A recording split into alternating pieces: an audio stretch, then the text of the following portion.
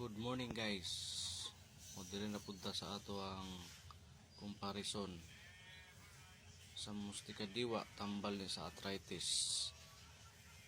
Ang original mo ni gid ang original guys. Klaro kayo ang dahon, mura gyud yung tanawon. Ang dahon ampik dili kay klaro ang dahon guys, tanawa.